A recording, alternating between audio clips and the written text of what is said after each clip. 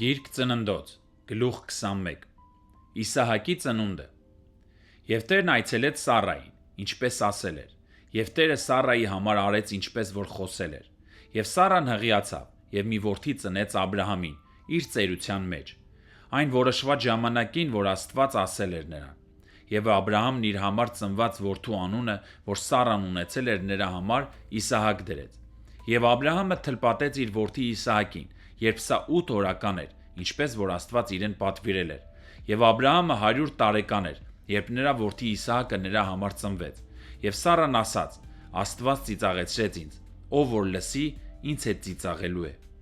նաև ասաց. ով կասեր Աբրահամին, թե Սառան որդիներ կսնուցանի, քանի որ նրա ծերության մեջ նրան որդի ծնեցի,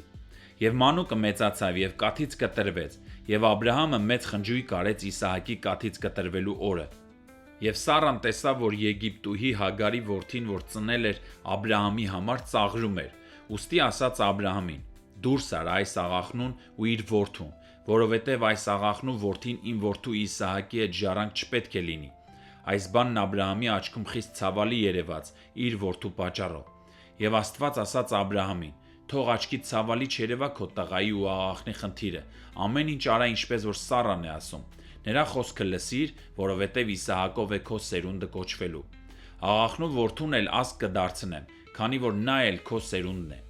և Աբրահամը առավոտ վաղ վեր կացավ, հաց ու մեկ տիկ ջուր վերցրեց և տվեց Հագարին, և դրեց նրա ուսին, և տղային էլ տվեց և արձակեց նրան, և նա գնաց ու Բերսաբեի անապատում թափառում էր, և տիկի ջուրը վերջացավ, և թփերից մեկի տակ թողեց տղային, և գնաց նստեց նրա դիմաց մի նետնկեցի հեռավորությամբ, որովհետև ասաց. չտեսնեմ երեխայի մեռնելը,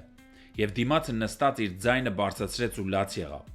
Աստված լսեց տղայի ձայնը, և Աստծո հրեշտակը երկնքից կանչեց Հագարին և նրան ասաց. Հագար,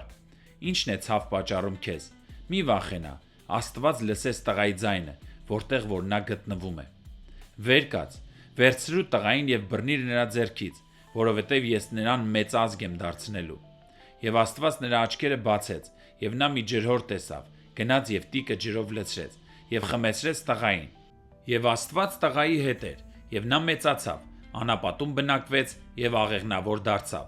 և Փարանի անապատում էր բնակվում, և իր մայրը նրա համար մի կին առավ Եգիպտոսի երկրից, և եղավ այնպես, որ այն ժամանակ Աբիմելեքն ու իր սպարապետ Փիքողը խոսեցին Աբրահամի հետ, ասելով.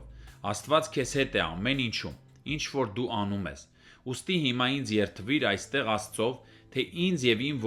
որդու որդու հետ նենգություն չես անի, այլ իմ քեզ արած բարության համաձայն կվարվես իմ և այն երկրի հետ, որի մեջ պանդուխտ ես եղել, Աբրահամն ասաց. ես կերդվեմ, և Աբրահամը հանդիմանեց Աբիմելեքին մի ջրհորի վերաբերյալ, որ Աբիմելեքի ծառաները բռնությամբ վերցրել էին, և Աբիմելեքն ասաց. ես չգիտեմ, թե ով է արել այդ բանը, և դու էլ իմաստ չես տվել ինձ, և ես էլ լսած չկայի, այլ միայն այսօր եմ լսում, և Աբրահամը ոչխարներ ու արջառներ առավ և տվեց Աբիմելեքին, և երկուսով ուխտ արեցին, և Աբրահամը ոչխարներից 7 հատ էգ գառ առանձին դրեց,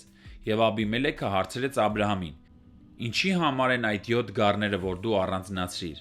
և նա ասաց. որպեսզի այդ 7 էգ գառներն իմ ձեռքից ընդունես, որ ինձ համար վկայություն լինի, թե ես եմ փորել այս ջրհորը,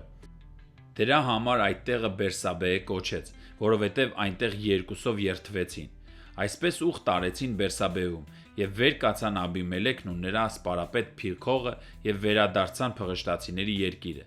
Աբրահամը ծառեր տնկեց Բերսաբեում և այնտեղ Տիրոջ հավիտենական Աստծո անունը կանչեց, և Աբրահամը շատ օրեր պանդուխտ էր Փղշտացիների երկրում։